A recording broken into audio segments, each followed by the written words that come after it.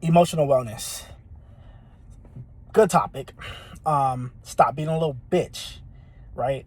Kind of where I grew up at. That's kind of how people deal with emotional wellness. Um, 2025, it's not the 90s anymore, so things have changed, right? As a nurse, you technically cannot stop being a little bitch. You have to figure it out, right?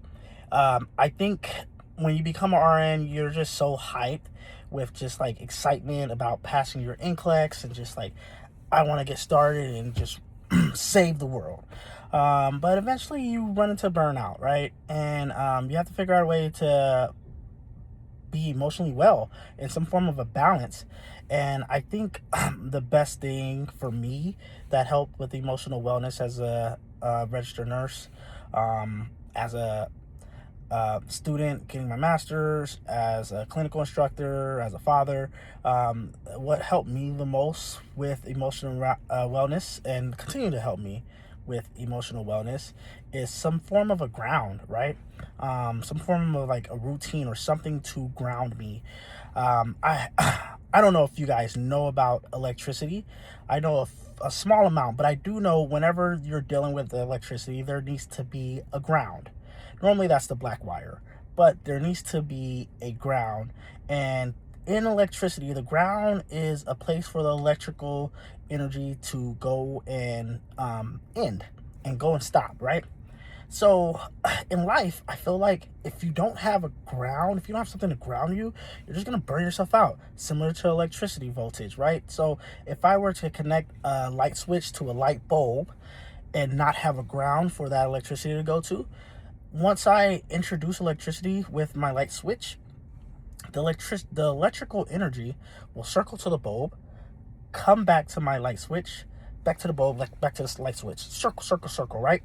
Until it burns something out, right? Because there's nowhere for electrical energy to stop. Especially since I have the light switch on, so I'm just introducing more electricity, just like life as an RN. Like, people think, oh, you guys only work 3 days a week, you shouldn't be burnt out, but we do 36 hours, you do 40. We're not too far off from you. It's that we pack it in on a short time frame. But it's easy to get burnt out. And back to electrical analogy, with electricity, since there is a ground, I flick on my light switch, electrical energy goes to the light bulb, turns it on, goes to the ground, it goes away. Light, ground, light, ground. And in life, you have to have something to ground you, whether it's spiritually, physically, emotionally, something so you can keep a good emotional wellness. What grounds me is, Jesus Christ, praying, family, working out. Sometimes just sitting in silence is a good way to ground me, especially after a stressful day. I'm not a big fan on like cursing people out, but if cursing someone out at, just someone that gets on your nerves and you're not feeling it that day and you just want to say, hey, shut the F up, if that's going to help get that energy grounded, do what you need to do. I'm out.